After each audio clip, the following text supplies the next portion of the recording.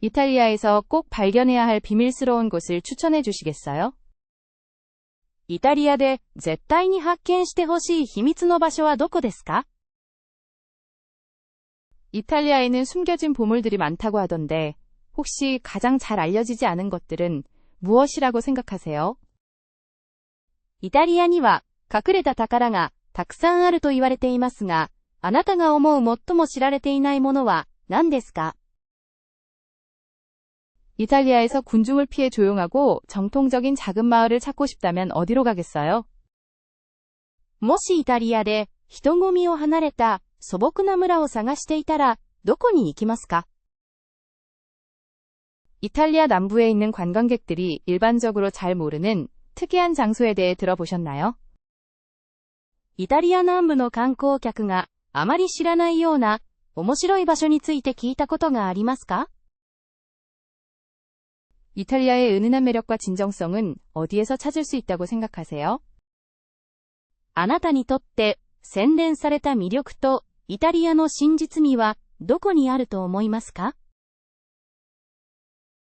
이탈리아에서 흔히 다니는 길을 벗어나 탐험할 가치가 있는 건축 보물들은 무엇인가요?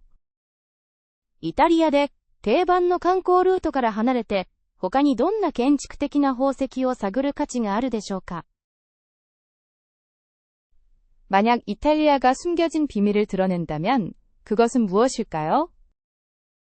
もしイタリアがよく守られた秘密を明らかにするのにふさわしいものを持っていたらそれは何でしょうか？ 어떤 사람들은 이탈리아의 일부 지역이 천국 같고 덜 알려졌다고 합니다. どうやらイタリアのいくつかの場所は楽園のような美しさであまり人が訪れないらしい。 설명해 주시겠어요? 教えていただけますか？ 이탈리아에서 대관광객으로부터 벗어나 진정으로 고립감을 느낄 수 있는 곳은 어디인가요? 教えてください。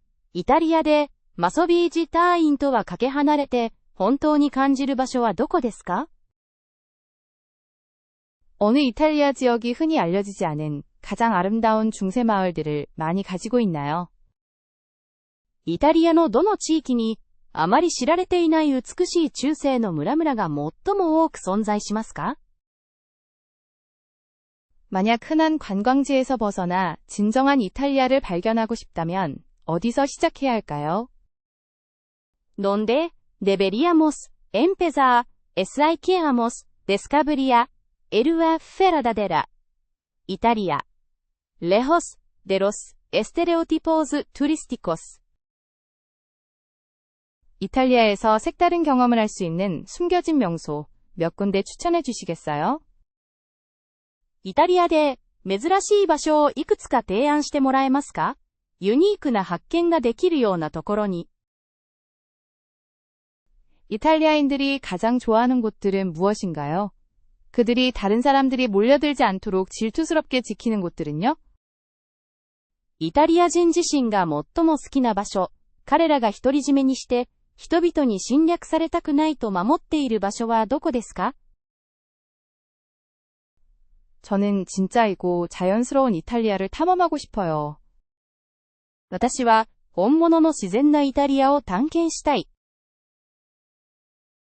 어떤 여행지를 추천해 주시겠어요? どのような旅行先をおすすめしますか？ 어떤 사람들은 시칠리아에 몇몇 사람들만 아는 비밀만이 있다고 말합니다. シチリアにはほとんど知られていない秘密の入り江があると言われています。 정말이에요? これは本当ですか？ 이탈리아에서 로맨틱한 휴식을 위해 완벽할 만한 독특하고 한적한 곳은 어디일까요? イタリアで喧騒から離れたロマンチックな隠れ家にぴったりの変わった場所を教えてください。 만약 이탈리아가 책이라면 어떤 숨겨진 장들이 읽힐만 할까요? もしイタリアが本だったら、どの隠された章を読む価値があるでしょうか？ 토스카나에서 관광객 함정에 빠지지 않고 발견할 수 있는 작은 마을들이 있나요? トスカーナで観光客にあまり邪魔されずに発見できる小さな町はありますか？ 여러분 생각에 잘 알려지지 않은 아름다운 이탈리아 성은 어떤 곳들이 있나요? あなたにとってひっそりとしたイタリアのお城で最も美しいお城はどこですか？ 이탈리아에서 역사와 자연이 진정성 있게 만나는 곳에 대해 이야기해 주세요. イタリアで歴史と自然が本物らしく出会う場所について教えてください。 이탈리아의 특정 지역은 하이킹하기 좋고 사람들이 잘 찾지 않는 곳이라고 합니다. どうやらイタリアの一部にはハイキングに適していて人が少ない場所があるらしい。 어디에서나 평안하게 걸을 수 있을까요? どこで静かに散歩ができるでしょうか？ 이탈리아 북부에서 여러분이 가장 좋아하는 숨겨진 여행지는 어디일까요?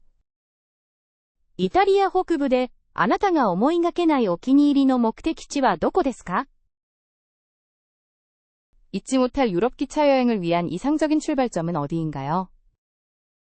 ¿Cuál es el punto de partida ideal para un inolvidable viaje en tren europeo? 유럽 기차 여행을 계획하는 것은 꽤 복잡하게 느껴질 수 있죠? ヨーロッパを列車で大旅行を計画するのは複雑に思えるわね。 유럽 풍경을 가로지르는 기차 여행을 상상하는 것이 얼마나 설레는지 생각하면 안 될까요? ヨーロッパの風景を列車で旅することを想像するのはワクワクしませんか？ 유럽 기차 여행을 위해 파리, 빛의 도시에서 시작하는 것이 좋을까요? ヨーロッパ鉄道旅行の出発地点として、光の都パリから始めるのは良いでしょうか？ 이런 종류의 모험을 더 쉽게 하기 위해 인터레일 패스를 고려하는 것을 강력히 권장합니다. このような冒険を容易にするために、インターレールパスを検討することを強くお勧めします。 스칸디나비아 국가들은 독특한 기차 여행 경험을 제공하지만 여정이 길어질 수 있습니다. スカンジナビア諸国はユニークな鉄道体験を提供しますが、道のりは長いかもしれません。 유럽 기차 여행의 첫 번째 여정으로 로마는 흥미롭고 역사적인 선택지입니다. 初めてのヨーロッパ鉄道旅行として、ローマは興味深く歴史的な都市です。 어떤 사람들은 아름다운 경치를 즐기기 위해 알프스에서 시작하는 것을 선호합니다. 一部の人は壮大な景色を楽しむために最初からアルプスを訪れることを好みます。 완벽한 여행 계획은 정말로 얼마나 시간이 있고 어떤 것에 관심이 있는지에 따라 달라지지 않나요? 理想的な旅程は本当にどれくらいの時間があるか、そして何をしたいかによって決まる。そうでしょう。 정통하고 쉬운 기차 여행을 통한 문화 체험을 원하신다면 스페인이 좋은 출발점이 될 수 있습니다. 中括弧開く。 독일 성들을 기차 여행으로 탐험하는 것을 고려해 보시겠습니까? ドイツの城を鉄道旅行で訪れることを検討されますか？ 프랑스 포도밭을 그림 같은 기차 여행 코스로 탐험하는 건 어떠세요? フランスのブドウ園を風光明媚な鉄道ルートで巡る、どう思いますか？ 유럽의 수도를 기차로 여행하는 것은 공항의 스트레스를 피할 수 있는 아주 좋은 방법이에요. 電車でヨーロッパの首都巡りをするのは、空港でのストレスを避けるのに最適な方法です。 파리에서 로마까지 스위스와 이탈리아를 거쳐가는 기차 여행은 유럽 철도 여행의 시대를 초월하는 고전적인 코스입니다. パリからローマへ、スイスとイタリア経由の鉄道旅行は、ヨーロッパにおける時代を超越した定番ルートです。 기차 패스를 잘 선택하는 것은 이 여정의 비용을 최적화하는 데 필수적입니다. 鉄道パスをよく選ぶことは、この冒険の費用を最適化するために不可欠です。 저는 중유럽 프라하나 빈처럼 시작하는 것이 좋은 생각이라고 생각해요. 中央ヨーロッパ、プラハやウィーンから始めるのは素晴らしいアイデアだと思います。유럽에서 기차표 가격을 비교하기 가장 좋은 웹사이트는 어디인가요? ヨーロッパの鉄道チケット価格を比較するのに最適なサイトは何ですか？ 야간 열차는 시간을 절약하고 예산을 최적화하는 독특한 방법을 제공합니다. 夜行列車は時間とお金を有効活用するためのユニークな方法を提供します。왜 리스본에서 출발해서 유럽을 횡단하기 전에 포르투갈을 발견해보는 건 어때요? なぜリスボンを出発してヨーロッパを横断する前にポルトガルを発見することを考えてみないの？ 철도 운행 상황을 고려하여 목적지를 우선순위로 정하는 것이 좋겠어요. 利用可能な鉄道の便を考慮して目的地を優先順位付けするのが賢明でしょう。 유럽 기차 여행은 정신을 크게 풍요롭게 하는 경험입니다. ヨーロッパを列車で旅することは精神を大きく豊かにする経験です。 더욱 저렴한 여행을 위해 비수기에 여행하는 것이 좋습니다. より経済的な旅行のためにオフシーズンに旅行するのがおすすめです。 동유럽에서 몇 주간의 여행에 대해 현실적인 예산은 얼마로 잡는 것이 좋을까요? 東ヨーロッパへの数週間の旅行のためにどのくらいの現実的な予算を組むべきですか？ 프라하 또는 부다페스트만큼 훌륭하면서도 잘 알려지지 않은 곳이 있을까요? プラハやブダペストほど混んでいないけれど、それと同じくらい面白い場所はありますか？ 독립 여행객에게 관광객 함정을 피하기 위해 여행 경로를 최적화하는 방법은 무엇인가요? 旅行者にとって観光客向けのトラップを避けるために旅程をどのように最適化すればいいですか？ 중부 및 동유럽 국가들 사이에서 기차로 쉽게 여행할 수 있나요? ヨーロッパ中央部および東ヨーロッパの国々を電車で簡単に移動できますか？ 이 지역에서 카우치 서핑이 인기 있고 안전한가요? この地域でカウチサーフィンは人気があって安全ですか？ 발칸반도에서 꼭 놓쳐서는 안 될 필수 음식은 무엇인가요? バルカン半島で絶対に外せないグルメは何ですか？ 루마니아와 불가리아를 가로지르는 로드트립의 가장 좋은 시기는 언제인가요? ルーマニアとブルガリアを車で旅行するのに最適な時期はいつですか？ 유럽 여행 중에 다른 배낭여행자들을 어떻게 만날 수 있을까요? これらのヨーロッパ旅行中、他のバックパッカーとどのように出会えますか？ 숙박에 대한 조언, 유스 호스텔, 에어비앤비 또는 야영.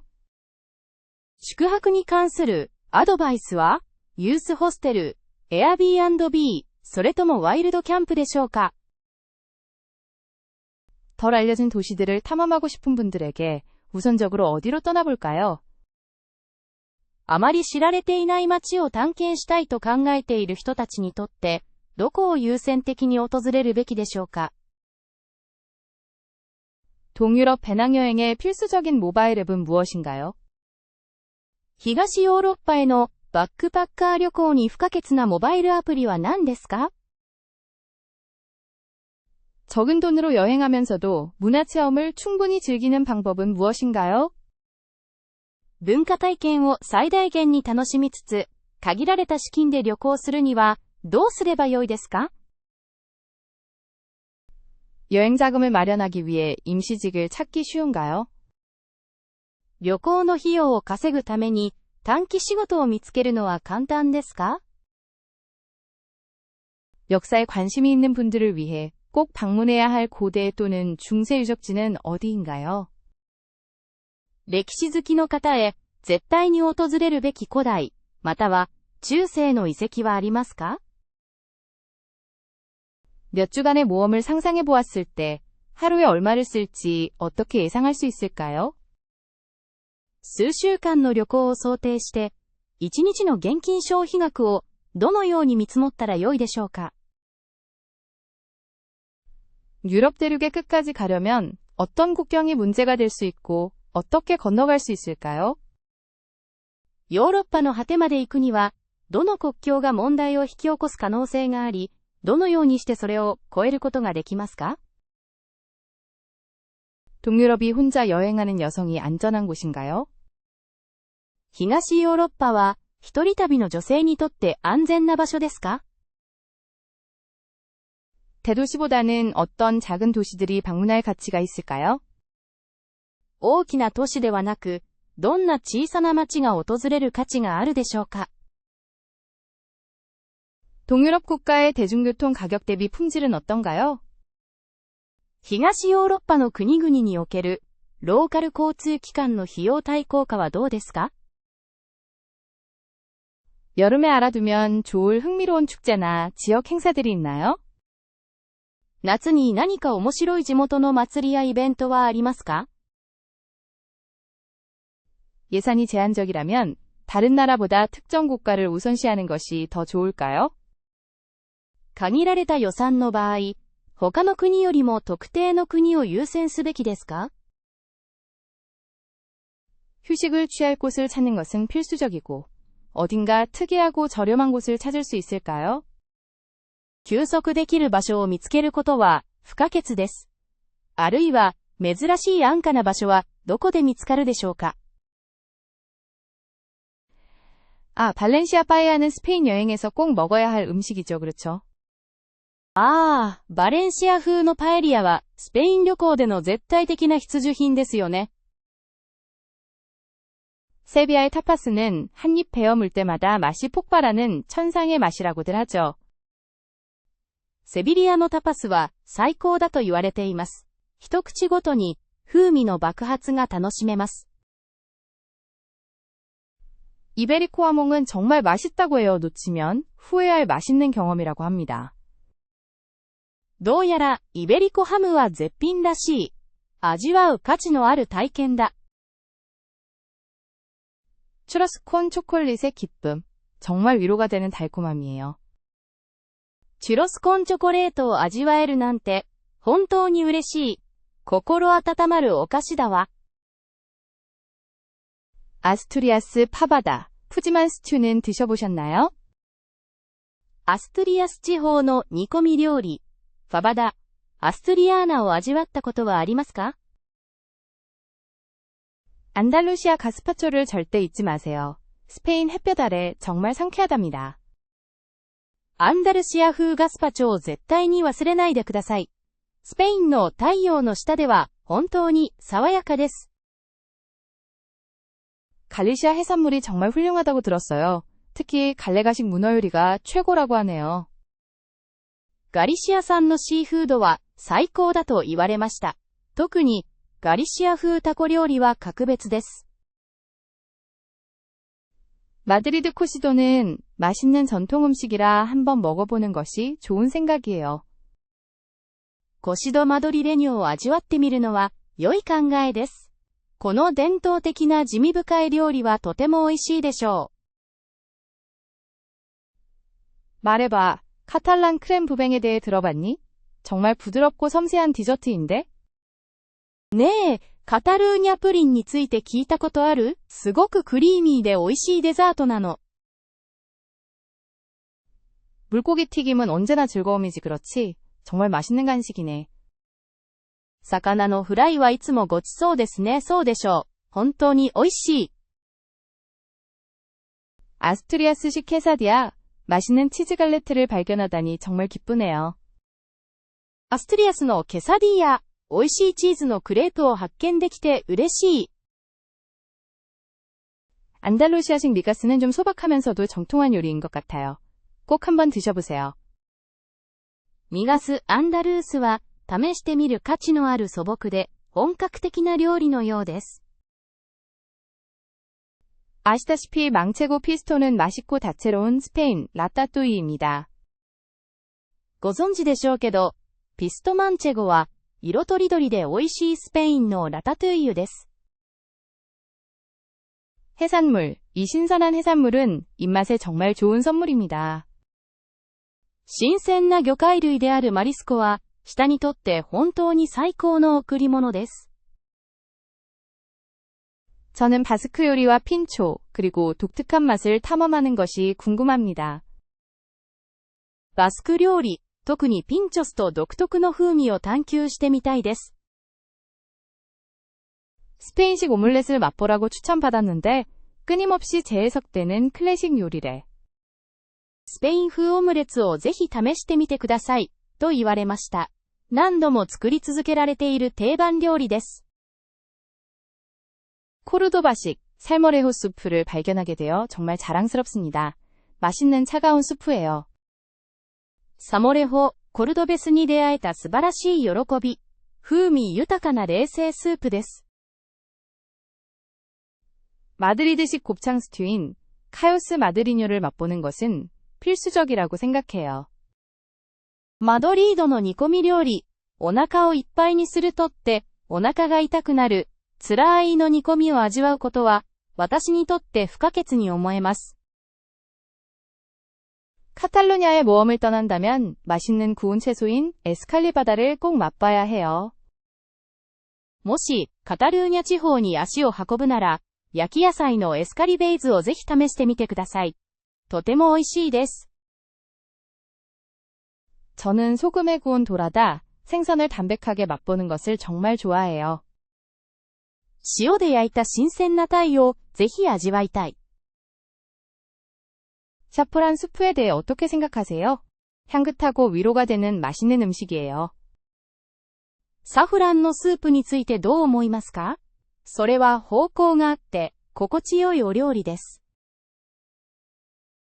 무화과 사탕을 잊지 마세요. 맛있는 달콤하고 과일 향이 나는 간식이에요. イチジクのキャンディーを忘れないで。甘くてフルーティーな美味しさを楽しんでください。 산토리니, 미코노스, 크레타의 분위기 차이에 대해 어떻게 생각하세요? サントリーニ島、ミコノス島、クレタ島の雰囲気の違いについてどう思いますか？ 각 섬에서 제안하는 활동들에 대해 이야기해 볼 수 있겠어요. 그렇죠? 各島で提案されているアクティビティについて話し合ってもいいでしょうね。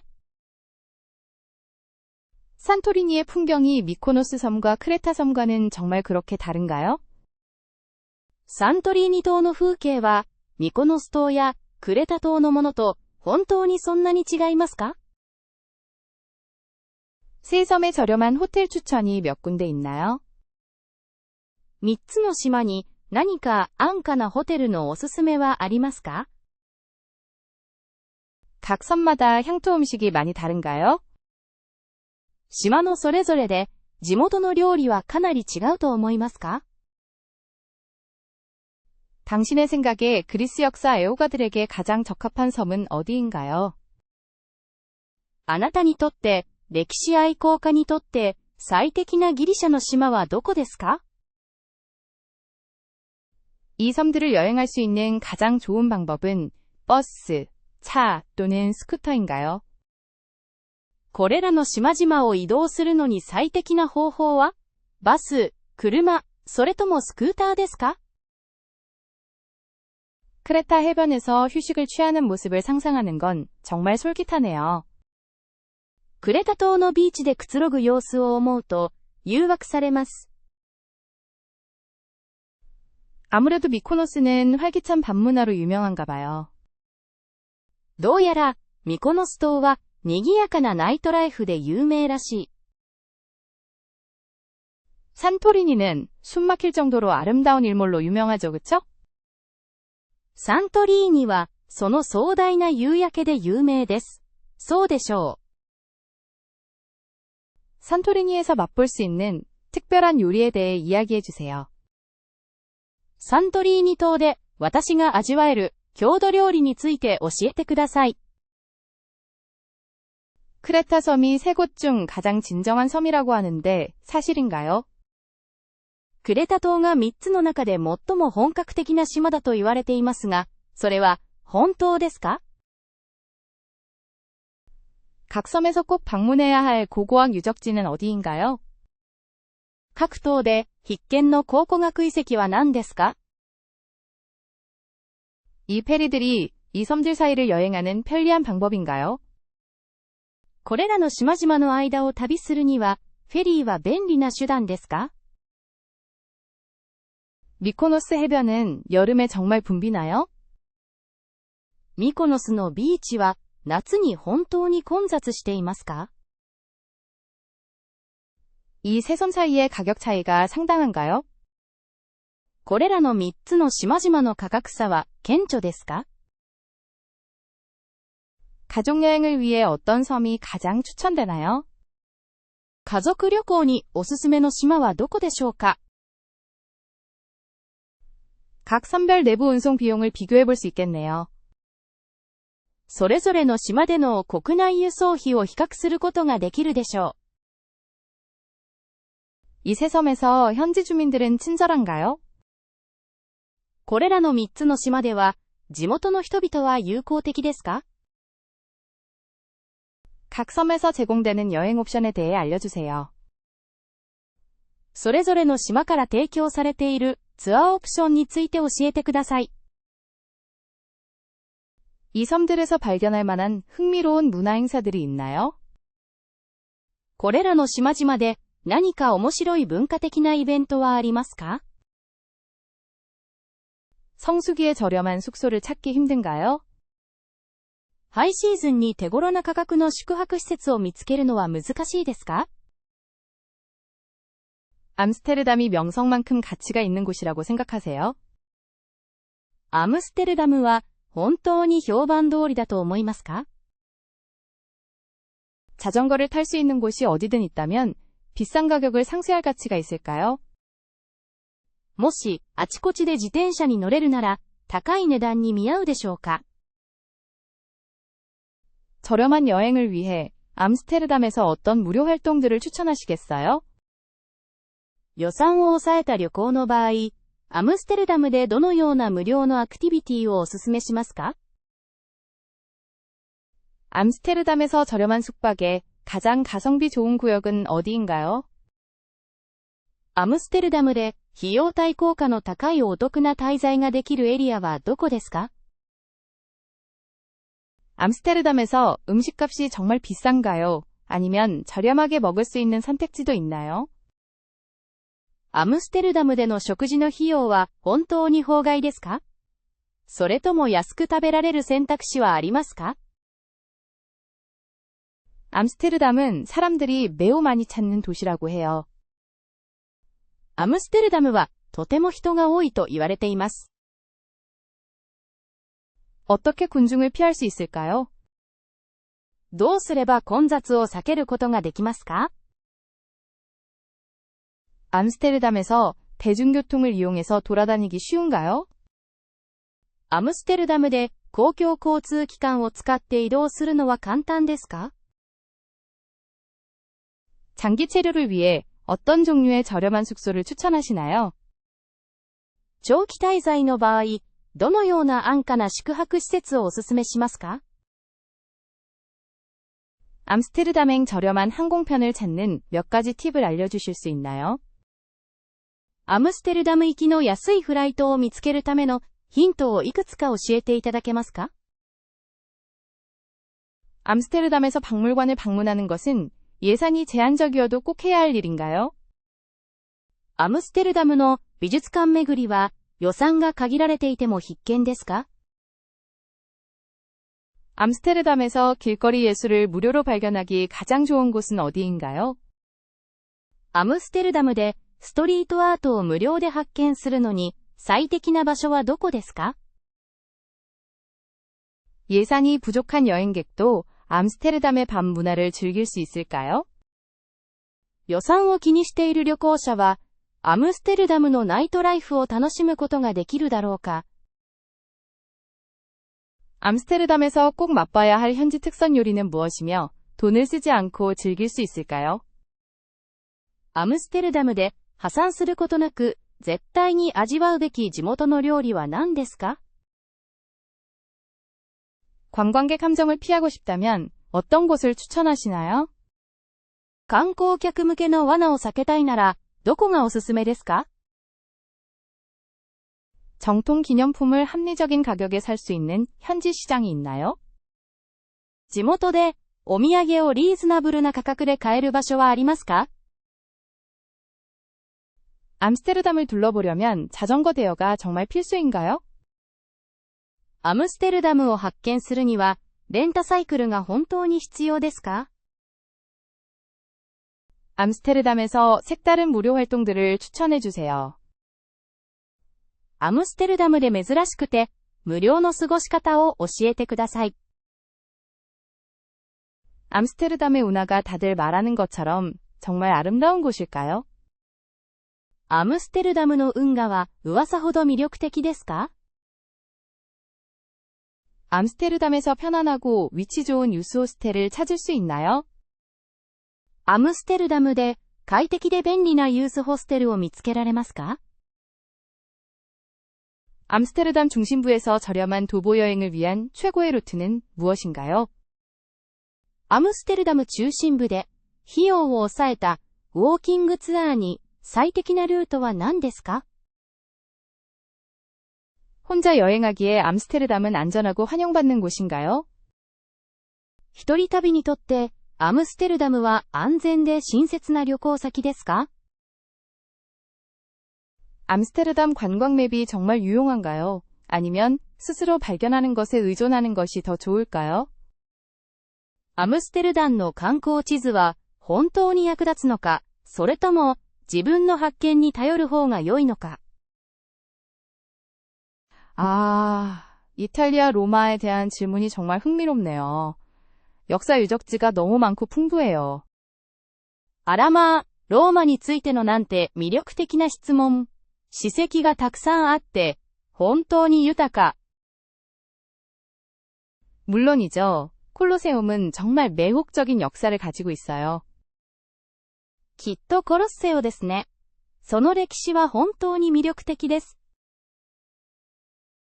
로마 포럼의 아름다움은 늘 저를 말을 잃게 만들어요. ローマのフォロの美しさはいつも言葉を失わせます。 판테옹은 꼭 방문해야 해요. 그 건축물은 정말 놀라워요. パンテオンは絶対に訪れるべきです。その建築は素晴らしいわ。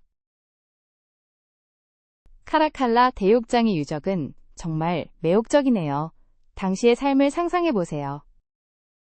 カラカンラの遺跡は素晴らしいです。当時の生活を想像してみてください。 로마 지하묘지는 어둡고 신비로운 역사의 면모를 선사합니다.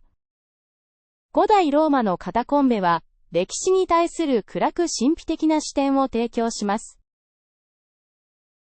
빌라 보르게세는 정원과 박물관을 갖춘 곳으로 오감을 즐겁게 하는 매력적인 장소입니다. ビラ・ボルゲーゼは、庭園と美術館とともに、五感を魅了する場所です。 아라파치스, 평화를 위한 이 기념물은 로마 역사를 찬양하는 노래입니다. 平和への記念碑であるアラーパキスは、ローマの歴史を称える唱歌です。 팔라티노 언덕, 경치는 훌륭하고 분위기는 역사가 담겨 있습니다. パラティーノの丘、景色は格別だし、雰囲気は歴史に満ちています。 성 베드로 대성당은 비길 데 없는 걸작이며 신성한 웅장함입니다. ピエトロ・サンピエトロ大聖堂は、比類のない傑作であり、神聖な輝きです。 로마 여행은 산탄젤로 성을 방문하지 않으면 완벽하다고 할 수 없어요. ローマへの旅行は、サンタンジェロ城を訪れなければ完全とは言えません。 트라스테베레 지구는 좁은 골목길과 시간을 초월한 매력으로 진정한 보석과 같습니다. トラステベレ地区は、その路地と時代を超越した魅力で、まさに宝石のような場所です。 로마의 분수들을 감상하세요. 특히 트레비 분수는 시대를 초월하는 상징입니다. ローマの噴水群、特にトレビの泉をどうぞ。それは時代を超越したシンボルです。바티칸 박물관에는 헤아릴 수 없는 보물과 뛰어난 문화적 유산이 소장되어 있습니다. バチカン美術館には、計り知れない宝物と並外れた文化的な豊かさが収蔵されています。라보나 광장은 로마의 분위기를 만끽하고 분수를 감상하기에 완벽한 장소입니다. ナボーナ広場は、ローマの雰囲気を楽しんだり、噴水を眺めたりするのに最適な場所です。이 모든 기념물 중에서 하나만 고르기가 정말 어렵네요. これらのモニュメントの中から、たった一つのお気に入りを選ぶのは、本当に難しいです。로마에서 수세기 전의 삶을 상상하는 것은 정말 놀랍다. 何世紀も前のローマでの生活を想像するのは、とても興味深いですね。팔라티노 유적은 로마 제국의 위대함을 상기시켜줍니다. パラティーノの遺跡は、ローマ帝国の栄光を思い起こさせます。이 도시의 모든 길모퉁이에 너무나 많은 이야기가 담겨 있어요. この街の隅々には、たくさんの歴史があるわ。도무스 아우레아가 과소평가되었다고 생각하세요? ドムス・アウレアは過小評価されていると思いますか？ 로마의 거리에서 길을 잃는 것은 마치 시간 여행을 하는 것과 같다. ローマの街で迷子になることは、まるで時空旅行をするようなものです。각 돌마다 역사를 느낄 수 있어요. 石の一つ一つに歴史が感じられる。 로마는 영혼이 깃든 도시이며 그 느낌이 느껴져요. ローマは魂が宿る街で、それが感じられる。 알가르브의 잘 알려지지 않은 곳을 발견하기 위한 몇 가지 제안? アルガルベの穴場スポットを発見するためのいくつかの提案は？ 알렌테주 지역이 정말 가볼 만한 곳인지 당신 생각에는요? アレンテージョ地方は本当に訪れる価値があると思いますか？ 세라다 에스트렐라 산맥과 하이킹 가능성에 대해 들어보셨나요? セラダ・エストレーラ山とハイキングの可能性について聞いたことがありますか？ 역사 애호가들은 기마랑이스에 관심을 가질 수도 있겠네요, 그쵸? 歴史好きの方は、ギマラエスに興味があるかもしれませんね。 두로강 계곡이 알가르브보다 더 아름다운 거라고 생각하세요? 道路渓谷の方が、アルガルベよりも美しいと思いますか？ 코스타 비센티나 해안은 야생적이고 잘 보존되어 있다고 들었어요. コスタビセンティーナの海岸は荒々しく、自然が守られていると聞きました。 마데이라 섬을 탐험하는 것이 본토 포르투갈에 속하지 않더라도 의미가 있을까요? マデイラ島を本土のポルトガルではないとしても、探検する価値はあるでしょうか？ 시골에 방문하기 좋은 중세 마을들을 추천해 주시겠어요?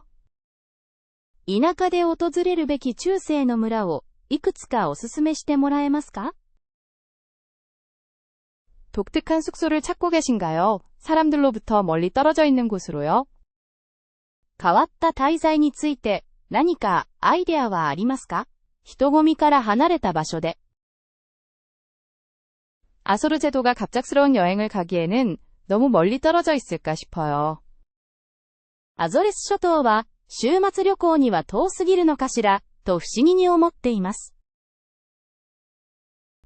아소르 지역도 고려해 볼 수 있지만 가장 좋은 시기는 언제인가요? アゾルの地方も検討できますが、最適な時期はいつでしょうか？ 저는 포르투갈 남부에 별을 보기 좋은 곳들이 있는 것 같아요. ポルトガル南部に素晴らしい星空観察スポットがあるように思えます。 그러면 리스본과 포르투를 넘어 현지 미식을 즐길 만한 제안 있을까요? それでは、リスボンとポルト以外で、地元の料理を楽しむための提案はありますか？ 작은 시골 마을에서 진짜 경험을 찾을 수 있을까요? 地方の小さな村で、本物の体験を見つけることはできますか？ 덜 알려진 지역에서 흥미로운 전통 축제가 있나요? あまり知られていない地域で、何か面白い伝統的な祭りがありますか？ 포르투갈의 여러 도시를 탐험하기 위해 기차 여행을 최적화하려면 어떻게 해야 할까요? ポルトガルで複数の都市を電車で探索するための旅行を最適化するには、どうすればいいですか？ 포르투갈에서 차를 렌트하고 운전할 때 예상치 못한 문제가 발생하지 않도록 조언해 주시겠어요?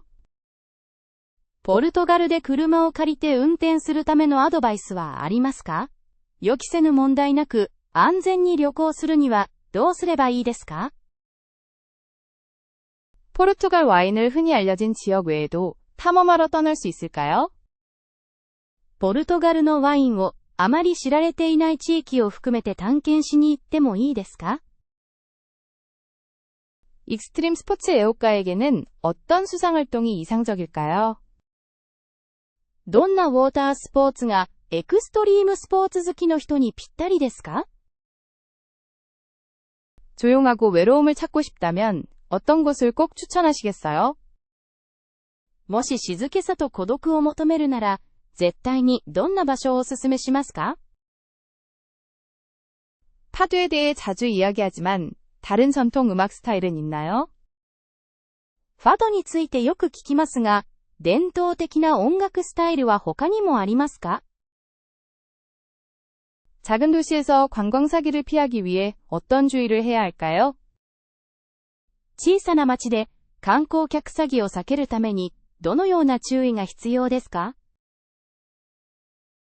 유럽에서 혼자 여행하면 믿을 수 없을 정도의 자유로움을 얻어요. ヨーロッパを一人旅すると、信じられないほどの自由が得られます。 혼자 여행하는 여성을 위해 가장 안전하다고 느껴지는 유럽 도시들은 어디인가요? ヨーロッパの都市の中で、一人旅の女性にとって、最も安全そうだと思われるのは、どの都市ですか？ 정말 매력적이고 친절해서 리스본에 가보고 싶다는 생각이 들 수도 있겠어요.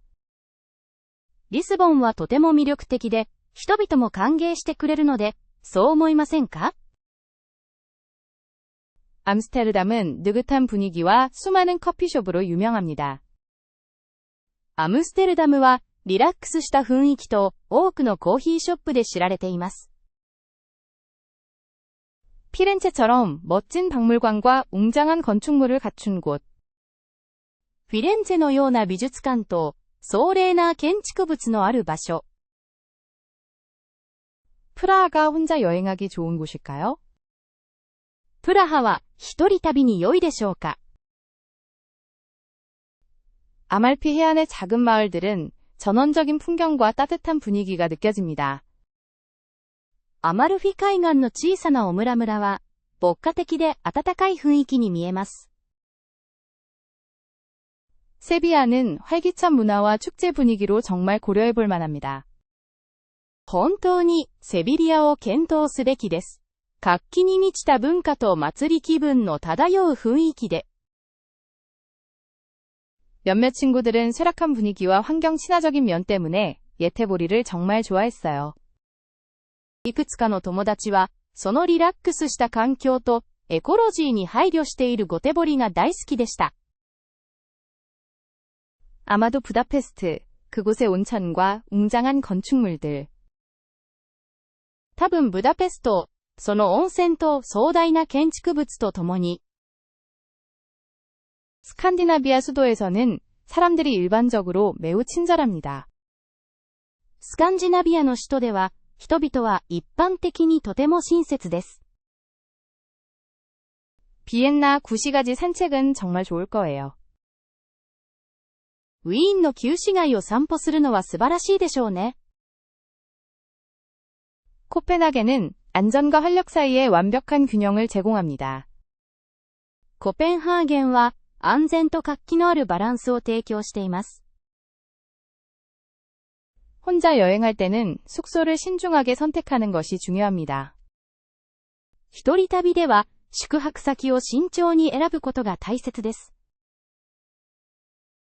각 도시에서 피해야 할 지역에 대해 알아봐야 해요. 各都市で避けるべき地区について調べておいた方がいいでしょう。 대중교통 옵션에 대해 말씀드려도 될까요? 公共交通機関の選択肢についてお話ししてもよろしいでしょうか。 현지 가이드들은 큰 도움이 될 수 있습니다. 地元のガイドはとても役に立つことがあります。 특별한 안전 지침이 있나요? 何か特別な安全指示がありますか？ 베를린의 미술관들은 매혹적이고 접근성이 좋습니다. ベルリンのギャラリーは魅力的で訪れやすいです。 아일랜드를 가로지르는 모험은 멋질 수도 있지만 조심해야 해요. アイルランドを旅することは素晴らしいかもしれませんが、注意が必要です。 스페인은 문화와 햇살이 어우러진 환상적인 경험을 선사합니다. スペインは文化と太陽の素晴らしい融合を提案しています。 범죄율이 낮은 국가들을 고려해야 합니다. 犯罪率の低い国々を考慮する必要があります。 스코틀랜드 하이랜드를 탐험하는 것은 얼마나 멋진 모험일까? スコットランド高地を探検するなんて、どんな冒険だろう。 네스호에 정말 괴물이 살고 있나요? ネス湖は本当に怪物に住み着いているのでしょうか。 에일란 도난성 방문할 생각 해보셨어요? イレイン・ドゥーナン城を訪ねることを考えましたか？ 진정한 여행을 위해서는 글렌코가 필수적인 곳으로 보입니다. 本格的な旅行のために、グレンコーは外せないように思われます。 하이랜드에 때묻지 않은 풍경은 정말 아름답죠, 그쵸? ハイランドの荒涼とした風景は、息を飲むほど美しいですね。 케인그럼스 산맥까지 하이킹하는 것이 가능할까요? ケアンゴームズまでハイキングに出かけることは可能でしょうか。 어느 작은 어촌에서 머무는 것을 고려해 볼 수 있겠네요.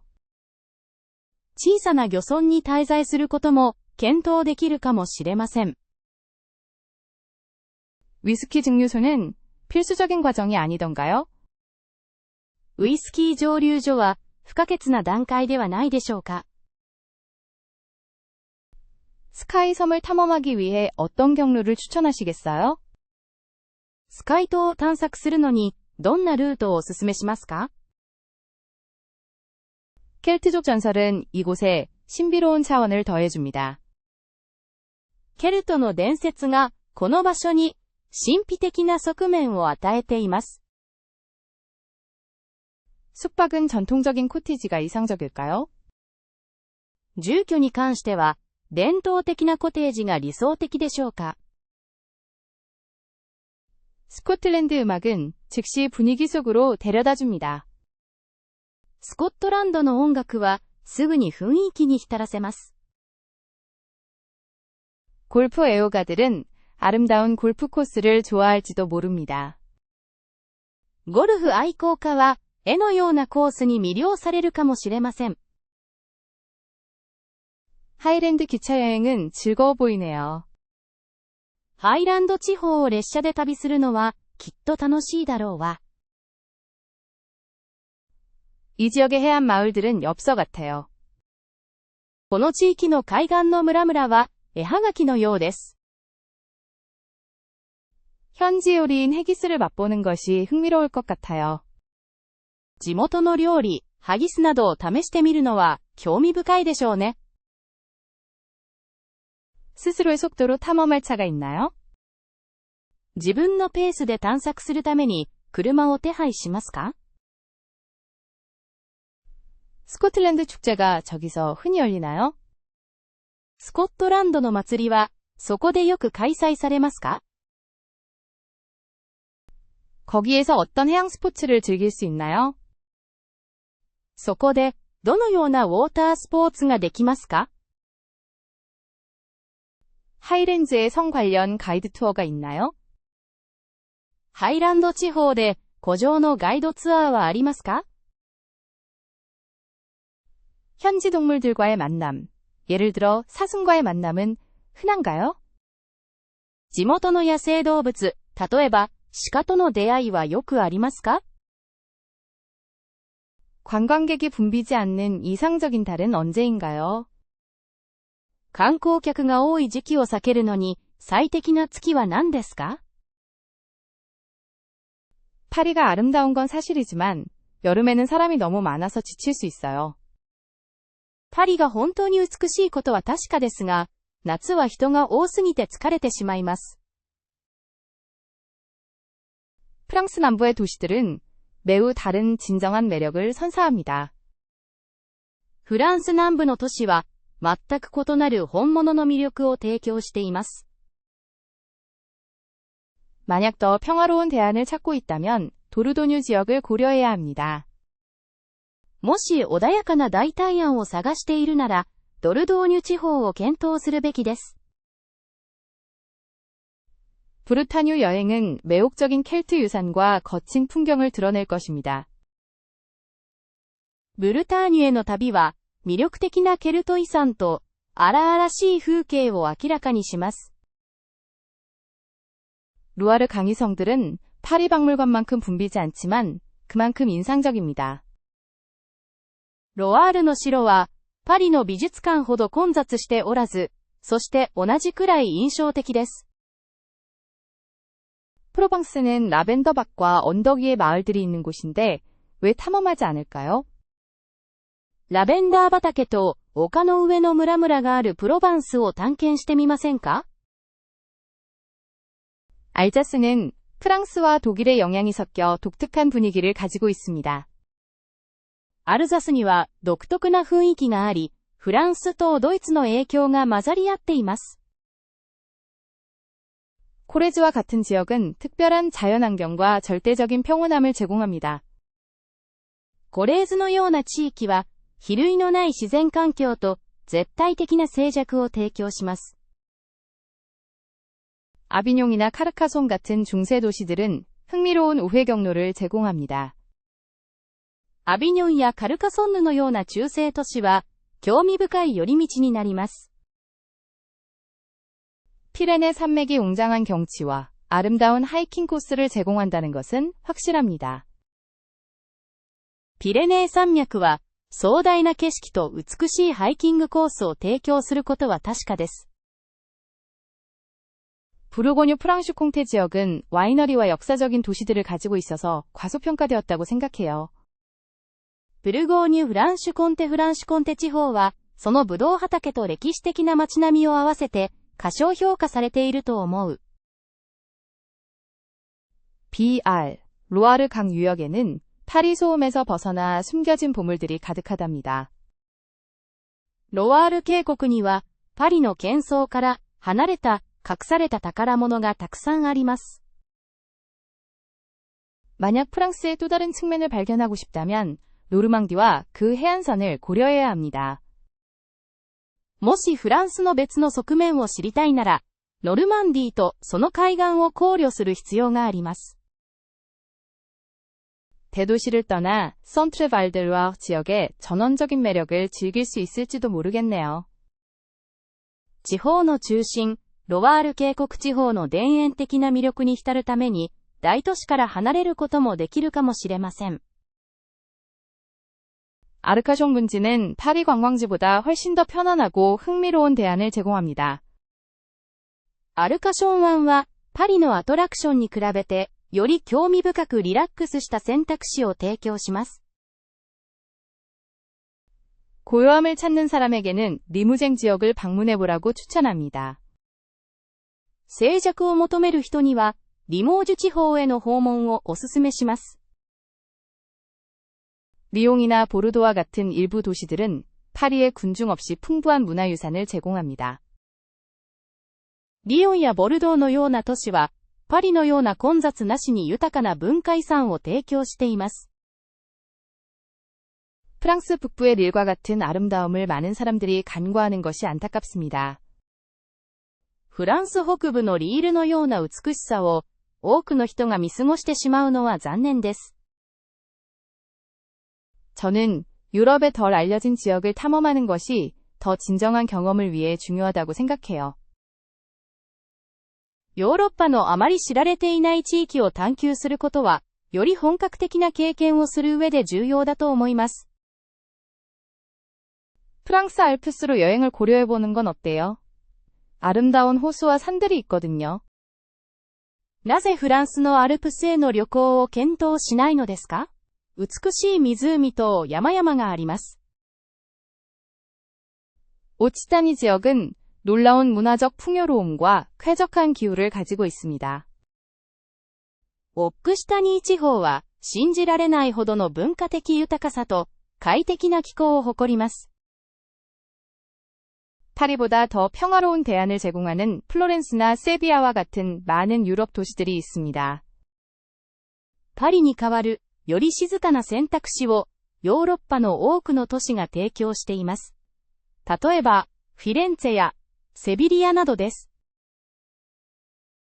유럽에서 가장 정통적인 크리스마스 마켓을 추천해 주시겠어요?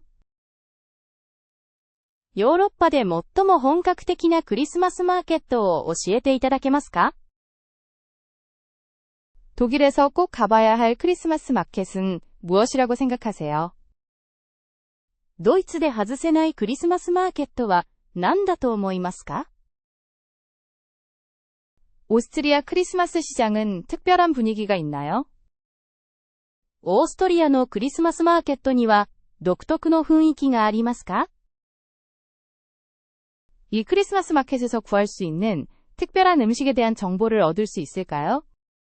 これらのクリスマスマーケットで提供されている郷土料理について情報をいただけますでしょうか？ 덜 알려졌지만 매력적인 크리스마스 마켓을 추천해 주시겠어요? あまり知られていないけれど素敵なクリスマスマーケットを勧めてくれますか？ 유럽의 여러 크리스마스 마켓을 돌아다니는 것이 쉬운가요? ヨーロッパの様々なクリスマスマーケットを移動するのは簡単ですか？ 수공예품 선물을 찾기에 가장 좋은 시장은 어디인가요? 手作りの贈り物を見つけるのに最適な市場は何ですか？ 아이들이 가기 특히 좋은 크리스마스 마켓이 있나요? 子供に特に適したクリスマスマーケットはありますか？ 몇몇 시장에서 크리스마스 기간에 특별 행사나 이벤트가 있는지 알고 싶어요. クリスマスシーズン中に特別なイベントを開催している市場があるかどうか知りたいのですが。 크리스마스에 가장 아름답게 변신하는 유럽 도시들은 어디인가요? ヨーロッパのどの都市がクリスマスに向けて最も美しく飾り付けられるだろうか？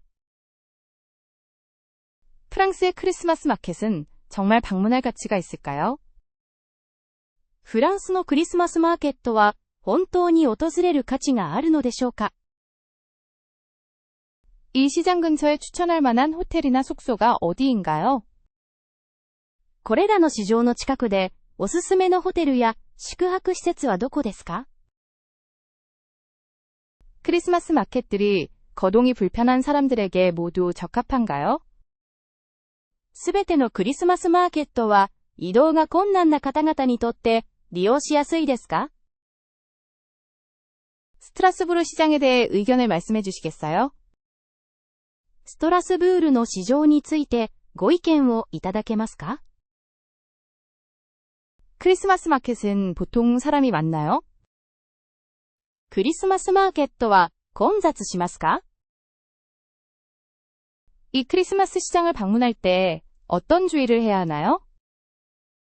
これらのクリスマスマーケットを訪れる際にはどのような注意が必要ですか？ 전통 시장 외에 다른 선택지가 있나요? 伝統的な市場以外に選択肢はありますか？ 이 시장들은 보통 가격이 비싸나요? これらの市場は一般的に価格が高いですか？ 크리스마스 시장은 상품 판매에만 집중되어 있나요? クリスマスマーケットは販売されている商品のみに焦点を当てているでしょうか？ 프라하 시장이 좋은 선택이라고 생각하세요? プラハの市場を良い選択肢だと思いますか？ 유럽의 크리스마스 시장 분위기를 미리 알았으면 좋았을 텐데요. ヨーロッパのクリスマスマーケット全体の雰囲気をもっと知っておきたかった。 어떤 크리스마스 마켓을 선택해야 아름다운 분위기를 즐길 수 있을까? どのクリスマスマーケットを選ぶのが、まるで夢のような雰囲気の中で探しているのにふさわしいでしょうか？ 유럽행 저렴한 항공편을 찾는 건 보물찾기와 같아요. 그렇지 않나요? ヨーロッパへの安い飛行券を見つけるのは宝探しみたいなものですよね。 예약하기 전에 여러 사이트에서 가격을 비교하는 것이 절대적으로 필수입니다. 予約する前に複数のサイトで必ず価格を比較する必要があります。 이 저가 항공사들은 날짜에 유연하다면 흥미로운 프로모션을 자주 제공합니다. これらの格安航空会社は日程に柔軟性があれば魅力的なプロモーションを頻繁に提供しています。 가벼운 여행으로 위탁 수화물 비용을 절약할 수 있으니 고려해보세요. 荷物を預けずに旅行すれば受託手荷物料金を節約できます。ぜひそう考えてみてください。 평일 여행은 일반적으로 주말보다 저렴합니다. 平日の旅行は週末よりも一般的に安いです。 몇몇 소규모 공항은 저가 항공사의 노선을 이용할 수 있으며 좋은 거래를 제공할 수 있습니다. いくつかの地方空港は格安航空会社によって就航しており、お得な便を提供することがあります。 예상치 못한 불쾌한 일을 피하려면 판매 약관을 꼼꼼히 읽으세요. 不快な思いをしないために利用規約をよくお読みください。 항공사의 뉴스레터를 구독하여 특별 제휴 소식을 받아보는 것이 좋습니다. 航空会社からのニュースレターを購読して、お得な情報を受け取ることをお勧めします。 요령은 일찍 예약하거나 막바지에 예약하는 거예요. 가격이 자주 변동하니까요. コツは、とても早く予約するか、ギリギリに予約することです。価格が頻繁に変動するので。 저가 항공사를 이용하신다면 기내식 비용을 조금 여유 있게 준비하세요. もし格安航空会社で旅行するなら、機内の食事のために少し予算を立てておいてください。 유럽 도시 간 버스 여행 가능성을 무시하지 마세요. 때로는 더 경제적입니다. ヨーロッパの都市間をバスで旅行する可能性を見落とさないでください。時には、それの方が経済的なことがあります。 숙박 비용을 절약하려면 유스 호스텔이나 아파트 대여를 고려해보세요. 宿泊費を節約するには、ユースホステルやアパートメントの貸し出しを検討してください。 일부 신용카드는 여행보험이 포함되어 있습니다. 제공되는 내용을 확인해보세요. 一部のクレジットカードには旅行保険が含まれています。特典内容をご確認ください。 짐을 가볍게 가져가는 게 더 편리해 보이네요. 그쵸? どうやら荷物を少なくして旅行する方が実用的のようですね。 덜 관광객이 많은 여행지는 더 저렴한 가격을 제공할 수 있습니다. 観光客が少ない場所ほど、より手頃な価格で提供されることがあります。 긴 여행을 위해 대중교통 할인카드에 투자하는 것을 고려해보세요. 長旅のために公共交通機関の割引カードへの投資を検討してみてください。 세심하게 주의하면 믿을 수 없을 정도로 저렴한 항공편을 찾을 수 있어요. 注意深くしていれば、信じられないほど安いフライトを見つけることができます。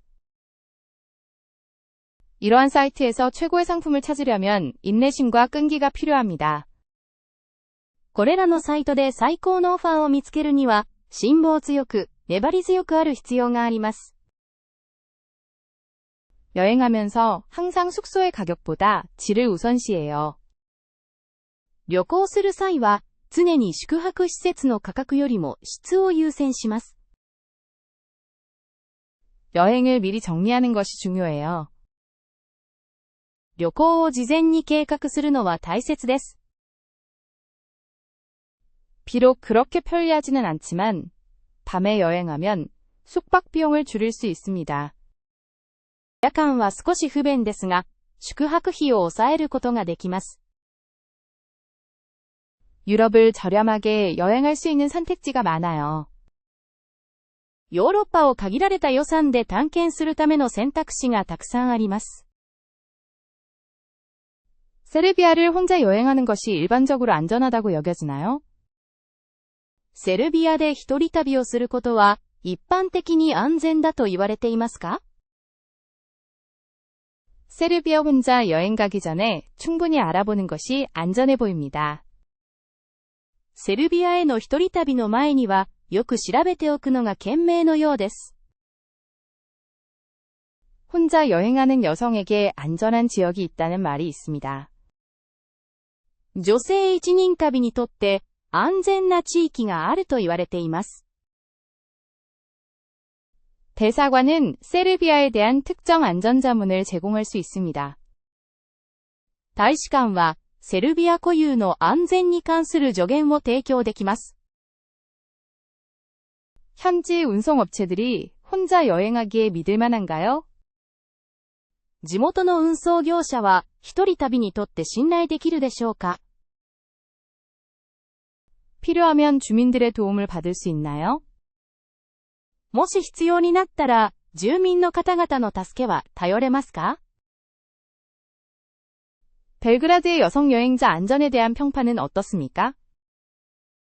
ベオグラードの女性一人旅にとっての治安に関する評判はどうですか？ 밤에는 조명이 잘 안 되는 곳은 피하는 게 좋겠어요. 夜には、暗い場所は避けた方がいいでしょう。 누군가에게 자신의 여행 계획을 알려주는 게 좋지 않을까요? 誰かに旅程を知らせるべきではないでしょうか。 여성 혼자 여행하기에 유스 호스텔은 안전한가요? 女性一人旅にとって、ユースホステルは安全ですか？ 세르비아어 몇몇 문장을 배우는 것이 도움이 될까요? セルビア語のフレーズをいくつか学んだ方が役に立つでしょうか？ 민족 갈등이 안전에 미치는 영향에 대해 이야기하고 계신가요? 民族間の緊張が安全保障に与える影響について話していますか？ 세르비아 대도시에서 도난 위험이 높은가요? セルビアの大都市では盗難のリスクは高いですか？ 여성들이 혼자 있을 때 자주 괴롭힘을 당하나요? 女性は一人でいるとよく嫌がらせをされますか？ 개인적인 일은 스스로 잘 관리하는 것이 중요합니다. 自分の個人的な事情を監視することは重要です。 안전한 숙소를 쉽게 찾을 수 있을까요? 安全な住居はすぐに見つけられますか？ 세르비아 사람들은 일반적으로 관광객에게 친절한가요? セルビア人は一般的に観光客に友好的ですか？ 보통 범죄율이 낮은가요? 一般的に犯罪率は低いですか？ 지역 당국은 현장에 있고 신속하게 대응하고 있습니까? 地元の当局は出席していて迅速に対応していますか？ 혼자서 대도시 밖으로 여행하는 건 위험할 수 있습니다. 彼は、一人で大都市を離れて旅行するのは危険かもしれません。 어떤 곳에서는 밤에 혼자 다니지 말라고 조언합니다. フランス語の certains conseillent de ne pas s'y promener sur les dos et nuit dans certaines zones は、日本語で夜に特定の場所を一人で歩かないようにと忠告する人もいます。となります。 다른 여행객들의 의견이 믿을 만한가요? 他の旅行者の意見は信頼できますか？ 에비앙 온천은 레만 호수의 아름다운 전망을 제공합니다. エビアン温泉はレマン湖の素晴らしい景色を見せます。 독일에서 따뜻한 돌 마사지를 받으며 완전히 풀어지는 이 황홀함이란 ドイツでホットストーンマッサージを受けるなんて本当にご褒美ですね。 진정한 귀족적인 온천 경험을 위해 바덴바덴을 고려해보세요. バーデンバーデンを誠に貴族のような温泉体験のために検討してください。 비시 온천은 로마 시대부터 치료 효과로 유명합니다. ビシーの温泉はローマ時代からその薬効で知られています。 카를로비바리에서의 숙박은 특히 성수기에 미리 계획하는 것이 좋습니다. カルロビバリでのご滞在は、特にハイシーズン中は、事前に計画されることをお勧めします。 부다페스트에는 멋진 네오바로크 양식의 온천이 있는데 정말 볼만합니다. ブダペストには、壮麗なネオバロック様式の温泉があり、まるで感激のようです。 라 로슈포제 온천 치료는 피부 문제를 특히 효과적으로 해결합니다. ラロッシュポゼ温泉療法は、皮膚トラブルに特に効果的です。 사우로마툼 온천에서 보낸 하루는 정말 매혹적인 시간 여행입니다. サウロマトゥムの温泉で過ごした一日というのは、まさに魅惑的なタイムトリップだわ。 스파 벨기에에는 자연적으로 탄산이 있고 미네랄이 풍부한 광천수가 있습니다. ベルギーのスパでは、自然に炭酸を含み、ミネラル豊富な鉱泉が見つかります。 디본레뱅의 평화로운 분위기는 휴식을 위한 완벽한 장소입니다. ディボンヌ・レバンズの穏やかな環境は、ゆったりとした休憩に最適です。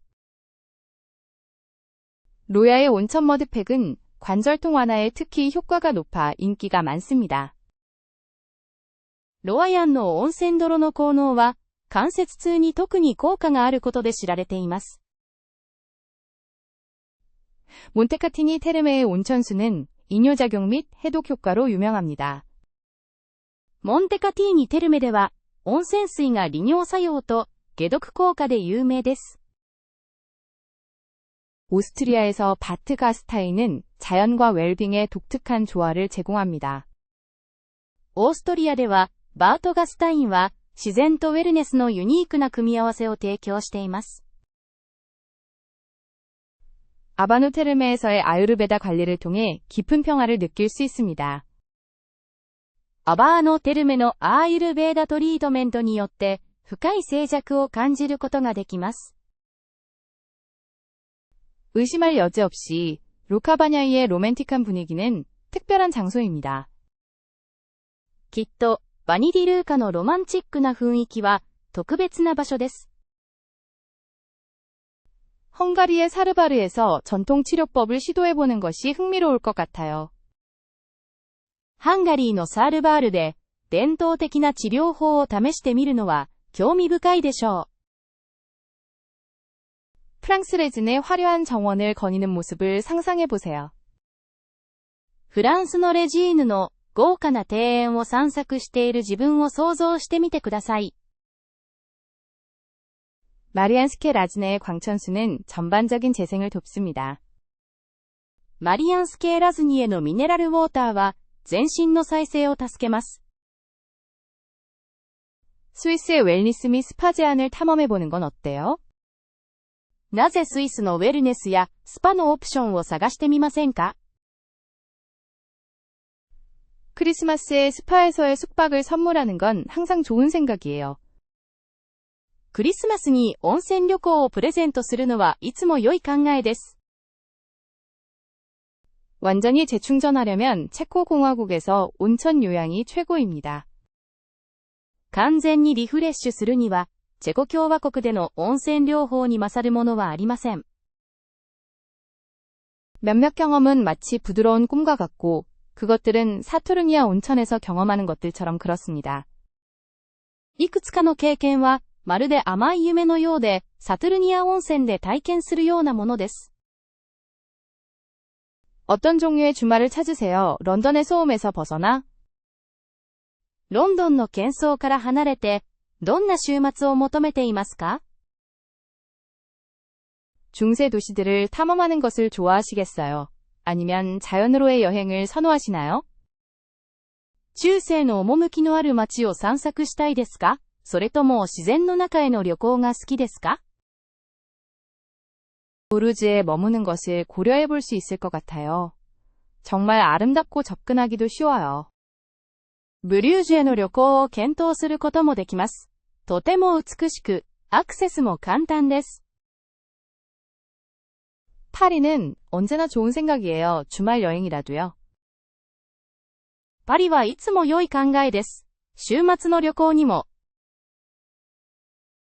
암스테르담은 운하와 박물관이 있는 독특한 매력을 선사합니다. アムステルダムは運河や美術館があり、異なる魅力を提供しています。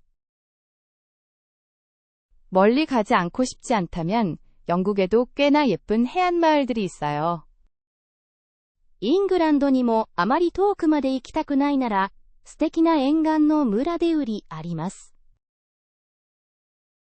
문화적인 주말을 위해 벨기에 앤트워프를 고려해 보세요. 대도시보다 저렴합니다. 文化的な週末旅行には、ベルギーのアントワープを検討してみてください。大都市よりも手頃な価格です。 만약 휴식을 원한다면 프랑스 시골에서의 여행이 이상적일 거예요. もしリラックスしたいなら、フランスの田舎での滞在が理想的でしょう。 벨기에 아르덴느는 아름다운 하이킹과 휴식의 기회를 제공합니다. ベルギーのアルデンヌ地方は、美しいハイキングとリラックスできる可能性を提供しています。 스트라스부르의 뿌띠 프랑스를 방문하는 것에 관심 있으세요? ストラスブール、プティットフランスへのご訪問にご興味はありますか？ 쾰른 대성당을 발견하기 위해 쾰른으로 떠나는 여행 어떠세요? ケルンの大聖堂を見に行く旅行についてどう思いますか？ 베니스에서의 로맨틱한 주말은 정말 멋질 거예요. 하지만 비쌀 거예요. ベネチアでのロマンチックな週末は絶対に素晴らしいでしょう。でも、もっと高価です。 빠르고 쉬운 여행을 위해 더블린이 좋은 선택지가 될 수 있습니다. 素早い、そして簡単な旅行のためには、ダブリンは面白い選択肢かもしれません。 예산 최적화를 위해 항공편과 기차표를 알아보는 것이 좋을 것 같아요. 予算を最適化するために、航空券と列車のオファーを確認するのが賢明でしょう。 베를린 주말은 늘 활력과 발견으로 가득 차요. ベルリンの週末はいつもエネルギーと発見で満ち溢れています。 루아르 성 탐험은 어떠세요? 혹시 관심 있으신가요? ロワール地方の古城探訪はいかがでしょうか？ご興味はありますか？ 만약 와인을 좋아한다면 보르도 지역 여행이 즐거울 수도 있겠어요. もしワインが好きなら、ボルドー地方への旅行は楽しいかもしれません。 리투아니아, 라트비아, 에스토니아와 같은 발트 3국은 리가나 탈린과 같이 아름다움과 역사를 통해 당신을 놀라게 할 수 있습니다. バルト三国のようなリガやタリンは、その美しさや歴史で、あなたを驚かせかもしれません。 따뜻한 분위기와 멋진 경치를 자랑하는 리스본에서의 휴가를 생각해보는 건 어때요? なぜリスボンへの滞在を検討しないの？暖かく息を飲むような景色が楽しめる場所よ。 숙소 형태, 호텔, 펜션, 민박 등에 대한 선호도가 있으신가요? 宿泊施設の種類の希望はありますか？例えば、ホテル、ゲストハウス、民宿など。 이동 옵션들을 고려해 볼 수 있을 거예요. 예를 들어 유로스타 기차 같은 것 말이죠. 例えば、ユーロスターの電車など、移動手段について検討することは可能です。 예산이 제한적이라면 유럽에서 덜 알려진 여행지를 찾아봐요. 予算が限られている場合、ヨーロッパのあまり混雑していない旅行先を探しましょう。 프랑스어를 몇 마디 알면 프랑스 여행 경험이 정말 좋아질까요? フランスでの経験が本当に向上するでしょうか？少しフランス語を知っていると？ 어떤 만남들은 현지어를 시도해서 이야기할 때 더 진솔하게 느껴지는 것 같아요. 그렇지 않나요? 地元の言葉を話そうとするとき、出会いはより本物に見えることがありますね。 흔히 사람들은 프랑스어가 서툴어도 노력을 높이 평가한다고 합니다. よく、住民は努力を評価すると言われています。たとえフランス人がためらっていたとしても。 언어를 사용하여 문화의 덜 분명한 측면을 발견하는 것이 가능할까요? 言語を使って文化のあまり明らかな面ではない側面を発見することは可能でしょうか？ 심지어 간단한 안녕하세요와 감사합니다. 조차 문을 열 수 있을까요? たった、こんにちはや、ありがとうといった簡単な言葉でも、道が開けるのでしょうか？ 언어 미숙이 문화적 몰입을 제한한다고 생각하세요? 言語を話せないことが、文化への没入を妨げると思いますか？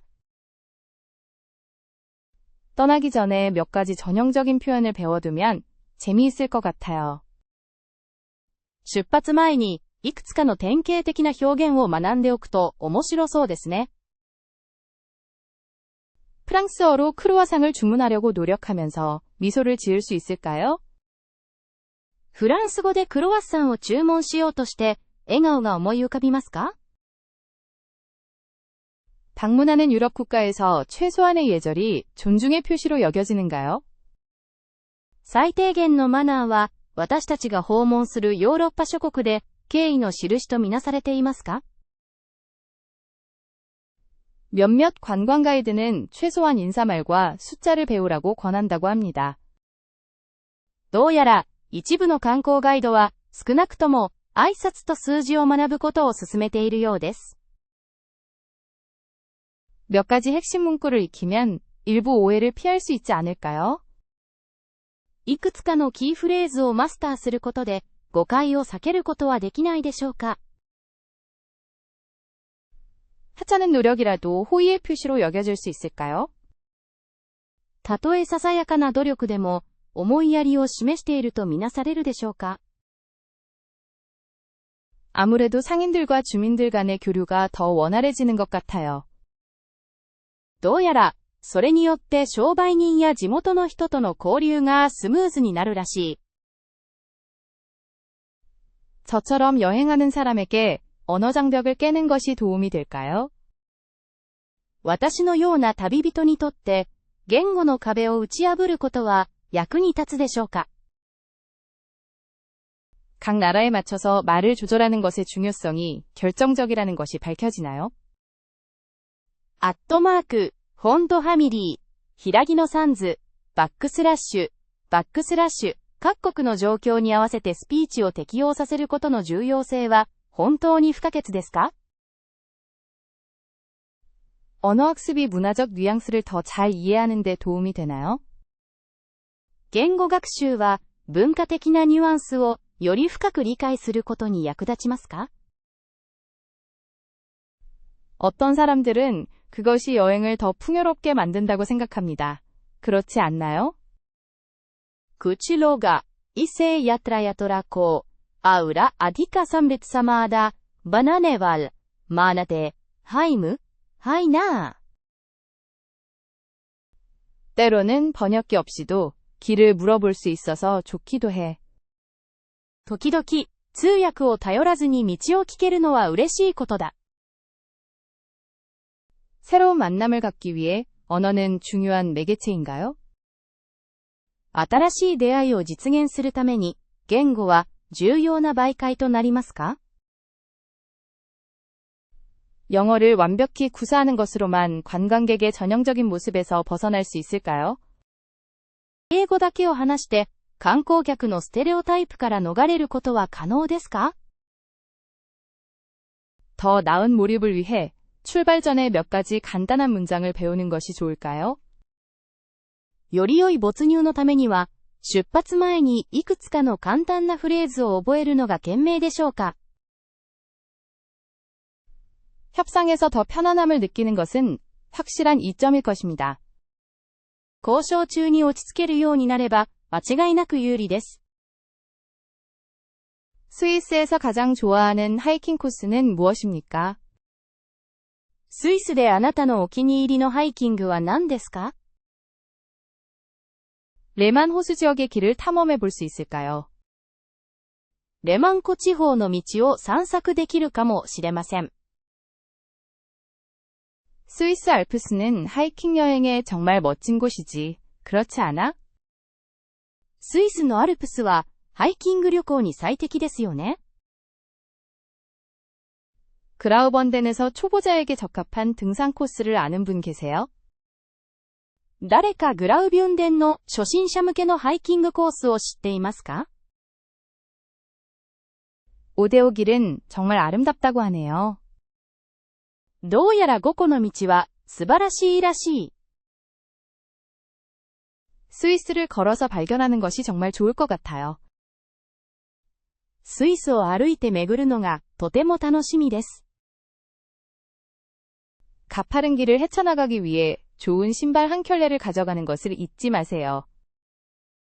険しい道を歩くための良い靴を忘れずに持っていきましょう。 골뱅이 디 골뱅이 러젤은 호수의 전망은 산에 올라갈 때 숨막힐 듯 아름다울 것입니다. ルツェルン湖を見下ろす山の頂上からの景色は、きっと息を飲むほどでしょう。 인기 있는 길에서 사람들을 피하는 방법에 대한 조언이 있으세요? 人気のあるトレイルで混雑を避けるためのアドバイスはありますか？ 현지 가이드와 함께 산책을 하면 좋을 것 같아요. 地元のガイドと一緒に山をハイキングするのは楽しいだろう。 좋은 지도는 자연 속에서 길을 잃지 않기 위해 꼭 필요합니다. 良い地図は自然の中で道に迷わないために不可欠です。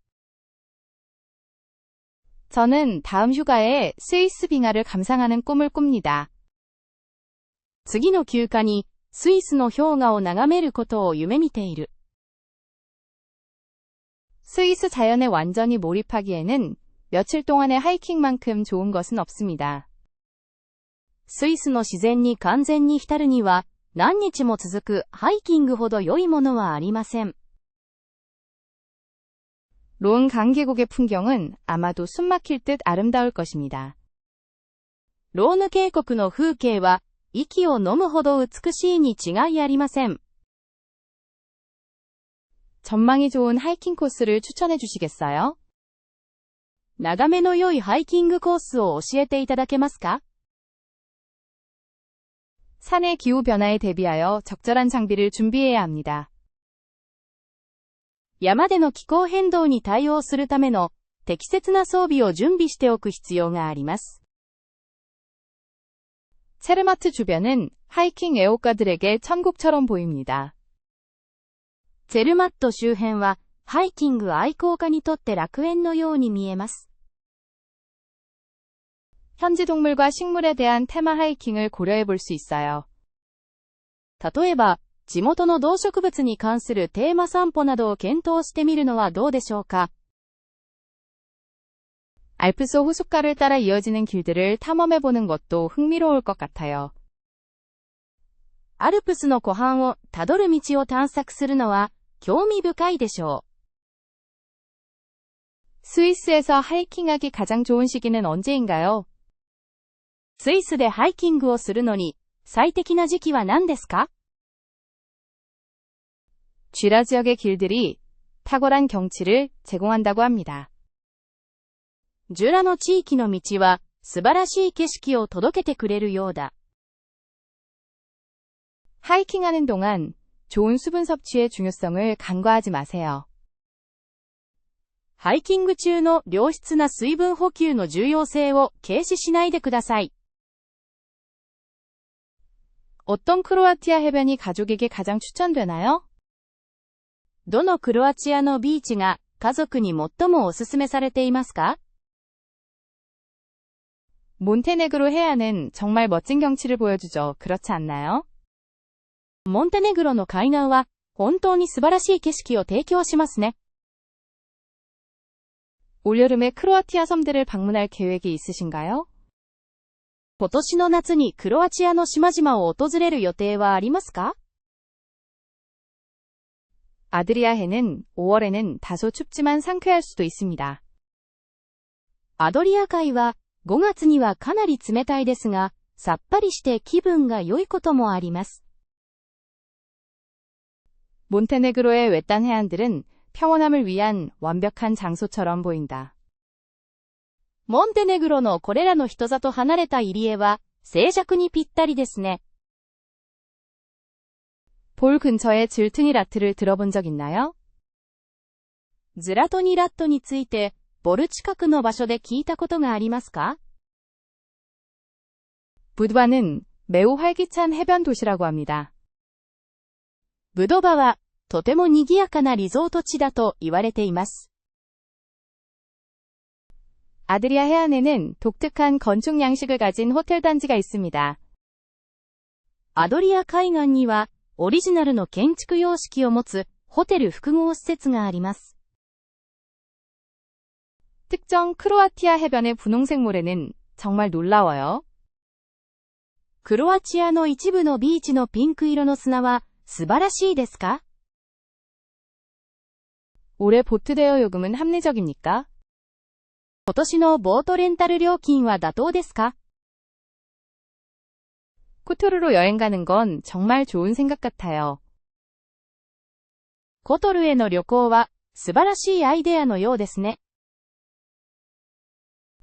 어떻게 생각하세요? どう思いますか？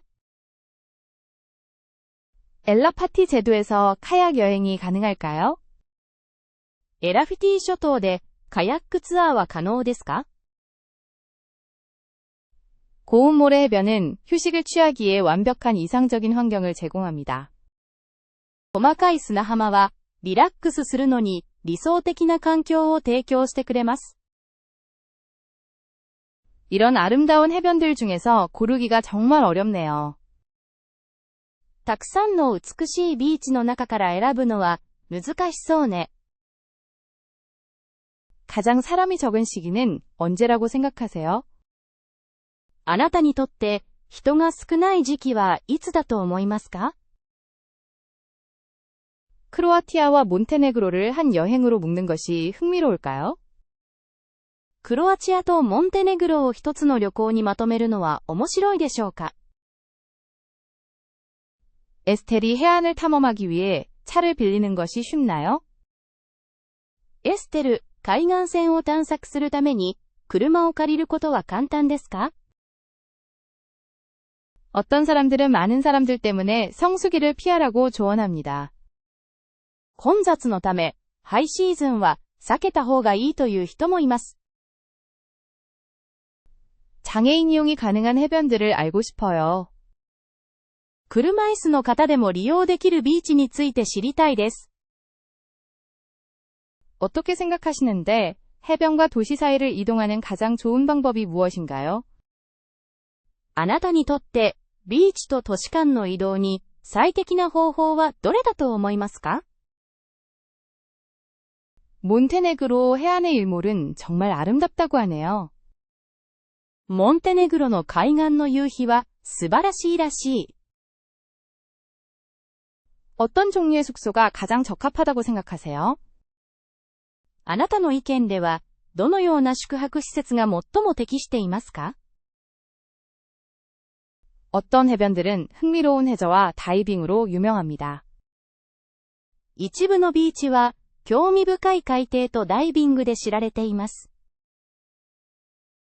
유럽의 생태 관광은 이러한 지역들의 자연미를 보존하기 위한 우선순위가 되었습니다. ヨーロッパのエコツアーリズムは、これらの地域の自然美を保護するために優先事項となっています。 유럽에서 더욱 책임감 있게 여행하기 위한 구체적인 방법은 무엇이 있을까요? ヨーロッパで、より責任感を持って旅行するために、どのような具体的な方法がありますか？ 유럽 기차 여행을 고려해서 탄소 발자국을 줄일 수 있을 것 같아요. ヨーロッパを鉄道で旅行して、二酸化炭素排出量を削減することを検討することもできます。 유럽에 유기농 농장이나 태양열 숙소 같은 친환경 숙소가 있나요? ヨーロッパには、例えば、有機農場やソーラーゲストハウスのような、環境に配慮した宿泊施設はありますか？ 지역 교통수단은 환경적 영향을 제한하면서 지역 유산 발견을 촉진하나요? 地元の交通機関は、環境への影響を抑えつつ、地域の遺産発見を促進していますか？ 느리게 여행하고 덜 알려진 지역을 발견하는 것은 현지 경제를 지원하는 방법인가요? ゆっくりと旅して、あまり知られていない地域を発見することは、地元を支援する方法でしょうか？ 유럽에서 지속 가능한 관광을 보장하는 어떤 라벨과 인증들이 있나요? ヨーロッパにおいて、持続可能な観光を保証するラベルと認証は何ですか？ 유럽에서 대규모 관광에서 벗어나 자연 속에서 몰입적인 경험을 하는 것이 가능할까요? ヨーロッパで大勢の観光客から離れて、自然の中で没入的な体験ができるのは可能ですか？ 여행 중에 현지 문화와 전통을 존중하는 것이 중요합니다. 旅行中に現地の文化や伝統を尊重することが非常に重要です。 우리 여행의 환경적 영향을 이해하는 것은 필수적인 단계입니다. 旅行が環境に与える影響を理解することは不可欠な一歩です。 유럽의 지속 가능한 관광은 지역 경제를 활성화할 수 있을까요? ヨーロッパの持続可能な観光は地域経済を活性化するでしょうか？ 저희는 지역사회에 직접적인 도움이 되는 활동들을 찾고 있습니다. 地元のコミュニティに直接利益をもたらす活動を探しています。 우리가 머무는 동안 물과 에너지 소비에 특히 주의를 기울여야 합니다. 滞在中は水とエネルギーの消費に特に注意を払う必要があります。 유럽에서 모든 예산으로 생태 관광이 가능한가요? ヨーロッパでエコツーリズムはあらゆる予算層の人々にとって手が届くものですか？ 관광객들의 환경 문제 인식 개선이 필요합니다. 観光客に対する環境問題への意識向上を強化する必要があります。 비수기에 여행하면 관광지 과도한 방문객을 피하는 데 도움이 될 수 있습니다. オフシーズンに旅行することで観光地の混雑を避けることができるかもしれません。 일부 단체들은 유럽에서 지역사회 관광을 홍보합니다. いくつかの団体がヨーロッパでコミュニティツーリズムを推進しています。 흥미롭네요. 面白いですね。 유럽의 여행지들이 지속 가능한 개발을 위해 적극적으로 노력하고 있나요? ヨーロッパの目的地は持続可能な開発に積極的に取り組んでいますか？ 지역 및 수공예 제품 선택은 지역 생산자들을 지원합니다. 地元の製品と手作り品を選ぶことは地域の生産者を支援することにつながります。교통의 영향을 줄이기 위해 짧은 유통 경로를 우선시할 수 있습니다. 輸送による影響を制限するために、地元の流通を優先することができます。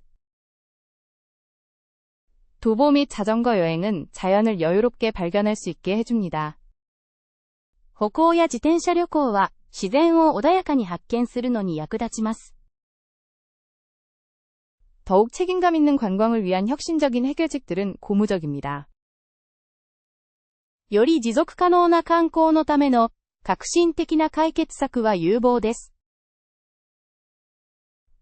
어떤 유럽성이 당신을 가장 매료시키나요? 그 이유는 무엇인가요? どのヨーロッパの城があなたを最も魅了しますか？そしてそれはなぜですか？ 어떤 성들은 마치 동화 속에서 바로 튀어나온 것처럼 보이는데 그렇지 않으세요? お城によっては、まるで童話から飛び出してきたように見えるものもありますね。어느 유럽 성들에 대해 들어보셨고, 특히 신비로워 보이는 곳은 어디인가요? ヨーロッパのお城で、あなたが聞いたことがあって、特に神秘的に見えるお城はどこですか？ 노이슈반스타인 성은 매우 낭만적이라고 하던데, 다른 추천 있나요? ノイシュバンシュタイン城はとてもロマンチックだと言われています。他に何かおすすめはありますか？ 어떤 유럽 성이 과거의 위대함을 가장 떠올리게 하나요? ヨーロッパのどの城があなたにとって過去の壮大さを最も思い起こさせますか？ 저랑 같이 유럽 성들을 탐험할 준비 되셨나요?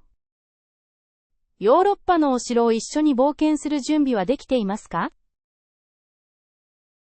유럽 전역의 성들의 흥미로운 전설들이 있다고 하던데, 당신에게 가장 관심 있는 전설은 무엇인가요? ヨーロッパの城には魅力的な伝説がたくさんあるそうですが、どの伝説に一番興味がありますか？ 당신 생각에 어떤 유럽 성이 가장 인상적인 외관을 가지고 있나요? どのヨーロッパのお城が一番印象的な外観をしていると思いますか？ 어떤 성에 숨겨진 보물이 있다고 들었어요. 그런 이야기가 믿어져요? お城には隠された宝物が眠っていると聞きましたが、そんな話は信じますか？ 만약 유럽의 성에서 살 수 있다면 어떤 성을 선택하시겠어요? 그리고 그 이유는 무엇인가요? もし、ヨーロッパのお城に住むことができるなら、どの城を選びますか？そして、それはなぜですか？ 유럽에는 특별한 정원으로 유명한 성들이 있나요? ヨーロッパには、並外れた庭園で、有名な城はありますか？ 오트케니이스부르 성은 가장 아름다운 성 중 하나로 자주 언급되는데, 동의하시나요? オーケーニヒスブルク城は、最も美しい城の一つとしてよく挙げられますが、そう思いますか？ 어느 유럽 성이 가장 어둡고 신비로운 이야기들을 간직하고 있습니까? どのヨーロッパの城が最も暗く、神秘的な物語を秘めているでしょうか？ 유럽 성들 중 일부가 귀신을 씌웠다고 생각하세요? ヨーロッパのお城には幽霊がいると思いますか？ 저는 유럽 예술가와 작가들에게 영감을 주는 성들이 어떤 것인지 궁금합니다. どのお城がヨーロッパの芸術家や作家にインスピレーションを与えているのか知りたい。 어느 유럽 성이 가장 고립되고 신비롭게 느껴지세요? ヨーロッパのどの城が最も隔離されていて神秘的だと思いますか？ 유럽의 성들이 역사를 느끼기에 좋은 곳인가요? ヨーロッパのお城は歴史を感じるのに良い場所ですか？ 유럽의 성이 마법으로 여겨지려면 어떤 기준들이 있나요? ヨーロッパのお城が魔法だとみなされるためのあなたの基準は何ですか？ 유럽의 일부 성에는 비밀 통로가 있다고들 합니다. ヨーロッパのお城には、秘密の通路があると言われています。상상해봐. 想像してください。 어떤 유럽 성이 시간을 여행하는 듯한 느낌을 줍니다. どのヨーロッパのお城がタイムスリップしたような感覚をあなたに与えますか？ 유럽의 성들 중에서 가장 웅장하고 위험 있어 보이는 곳은 어디인가요? 中括弧開く。 만약 유럽 성에서 이야기를 배경으로 한다면 어느 성을 선택하시겠습니까?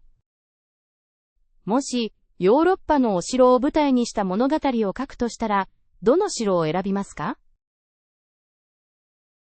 당신은 아일랜드를 탐험하는 가장 이상적인 방법이 무엇이라고 생각하십니까? あなたにとって、アイルランドを探索するのに、最適な方法は何だと思いますか？ 아일랜드 철도망이 상당히 제한적이라는 것을 잊지 말아요. アイルランドの鉄道網は、あまり広くないことを忘れないでください。 어떻게 생각하세요? どう思いますか？ 효율적으로 이동하려면 차를 렌트하는 것이 정말 최선의 선택일까요? 効率的に移動するには、車を借りるのが本当に最善の選択肢でしょうか？ 만약 외딴 지역을 탐험하고 싶다면 자전거를 이용하는 것도 가능할까요? もし、人里離れた地域を探検したいのであれば、自転車は可能でしょうか？ 어떤 사람들은 고속버스를 추천합니다. 何人かは長距離バスを勧める。 그것들은 실용적이고 믿을만합니까? 実用的で信頼できますか？ 서해안은 아름답다고 하지만 차가 없이는 가기 어렵다고들 해요. 西海岸は素晴らしいと言われていますが、車なしではアクセスが難しいです。 학생에게 가장 경제적인 교통수단은 무엇일까요? 学生にとって最も経済的な交通手段は何でしょうか？ 렌터카 회사에 대해 추천해 주시겠어요? レンタカー会社について何かおすすめのところはありますか？ 다양한 여행 경험을 위해 여러 교통수단을 이용하는 것을 고려해 볼 수 있을까요? いろいろな交通手段を使って、もっと多様な旅行をすることは可能でしょうか？ 경치를 감상하기 위해 기차에서 아름다운 간선로를 제공하나요? 景色を鑑賞するには、列車は風光明媚なルートを提供していますか？ 아일랜드 사람들은 다르게 이동하는 관광객들을 맞이하는 것에 익숙한가요? アイルランド人は、異なる移動をする観光客を歓迎することに慣れていますか？ 여러 섬을 방문할 계획이라면 페리가 자주 운행되나요? もし複数の島を訪問したいのなら、フェリーは頻繁に運航していますか？ 아일랜드 가이드 투어에 대한 당신의 의견을 듣고 싶어요. アイルランドのガイドツアーについて、あなたの意見を聞きたいです。 작은 마을에서 대중교통이 이용 가능한가요? 小さな村で公共交通機関は利用できますか？ 도로 안전에 있어서 아일랜드는 프랑스와 비교할 만한 수준인가요? 道路安全に関して、アイルランドはフランスと同等ですか？ 몇 분께서 아일랜드에서 운전하는 것이 어렵다고 말씀해 주셨어요. アイルランドでの運転は難しいと、ある人たちに言われていました。 이 나라에서 혼자 여행하는 것의 장점과 단점은 무엇인가요? この国で一人旅をするメリットとデメリットは何ですか？ 하이킹을 좋아한다면 트레일로 갈 때 어떤 교통수단을 선택해야 할까요? もしハイキングが好きなら、トレイルに行くには、どの交通手段を選ぶべき？ 차 대여 가격을 협상하는 방법에 대한 조언이 있으세요? レンタカーの値段交渉について、何かアドバイスはありますか？ 단체 여행을 선호하세요? 아니면 자유여행을 선호하세요? ツアー形式旅行と個人での探検、どちらがお好みですか？ 젊은 여행객들을 위한 특별 할인 행사가 있는지 궁금했어요. 若い旅行者向けの特別オファーがあるか知りたいのですが、 호스텔의 경우 대중교통 접근성이 좋은가요? ユースホステルは公共交通機関で通いやすいですか？